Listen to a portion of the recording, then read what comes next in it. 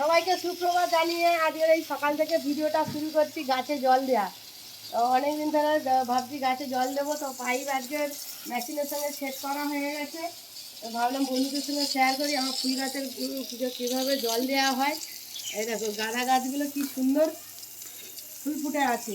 তা আমাদের এই ঘরামের ব্লগের পক্ষ থেকে সবাইকে তো স্বাগত জানালাম। আর আজকের এই ঘরামের ব্লগে আবার একটা নতুন কাহিনী নিয়ে নতুন ভিডিও নিয়ে চলে এলাম। আর আমার গোলাপটা দেখো কত বড় শুধু। আর এই একটা গোলাপ গাছ, এর শুধু লতার মতো বাইতে থাকে, এর আর কাজ নেই।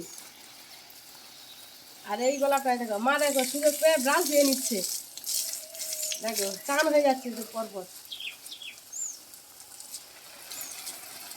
আমাদের এই ব্লগটা আজকে দেখতে থাকো, মজাদার ভিডিও হবে আজকের এই ব্লগের মাধ্যমে। আর এই যে কৃষ্ণকলির এত কুড়ি এসেছে, ফুটলে যা ভালো লাগবে না দেখতে, কালারটা তো দারুণ। আর এই জবাটা দেখো তোমরা, এই যে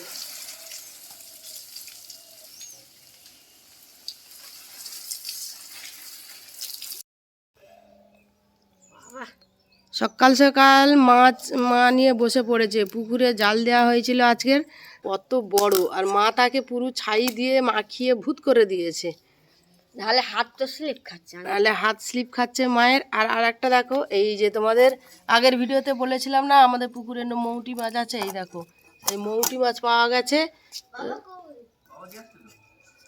আর রূপচাঁদ মাছের একদম ছোট্ট ছোট্ট আঁশ, এইগুলোকে ভালো করে না ছাড়াতে পারলে মুখে লাগলে আমাদের সব বাড়ি ওরা বিরক্ত হয়। মা দেখো কি সুন্দর করে আঁশটাকে ছাড়াচ্ছে। আর যেটুকু আঁশ থাকবে ঘাটে সানের মধ্যে নিয়ে ঘষে ঘষে ওটাকেও তুলতে হবে। মাছের তরকারি এখনো পড়ে আছে, ভাজা পড়ে আছে,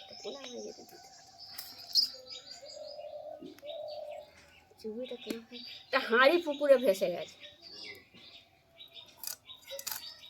মাছটা এত বড়, পেটি বার করতে হয়েছে। এরকম হচ্ছে।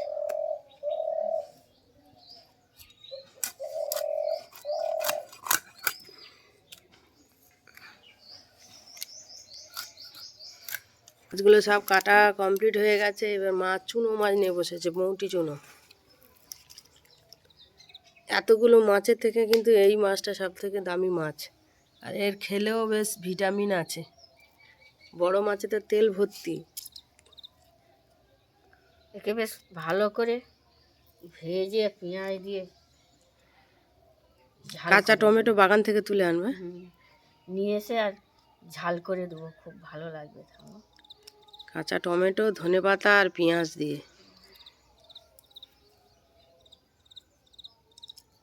একটুখানি অল্প জল ছিল, তো সেই জলটাকে ছিঁচে দিতে, বেশি মাছ ছিল না পুকুরে, সেই মাছটা নিয়ে অন্য পুকুরে দেওয়া হচ্ছে।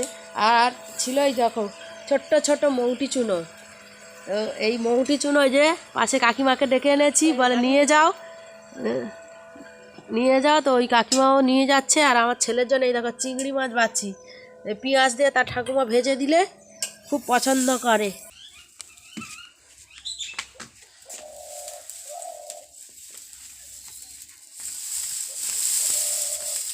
ও বাবা, আর তেল নেই, একটু লম্বা পড়ে যাচ্ছে।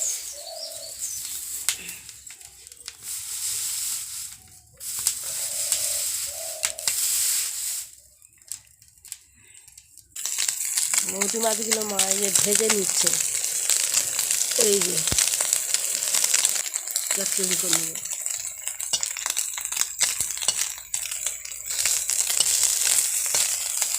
এবার মাছের ঝালটাকে তুলবে, চুনো মাছের যে ঝাল, যে পেঁয়াজটাকে ভেজে নিচ্ছে আগে মা।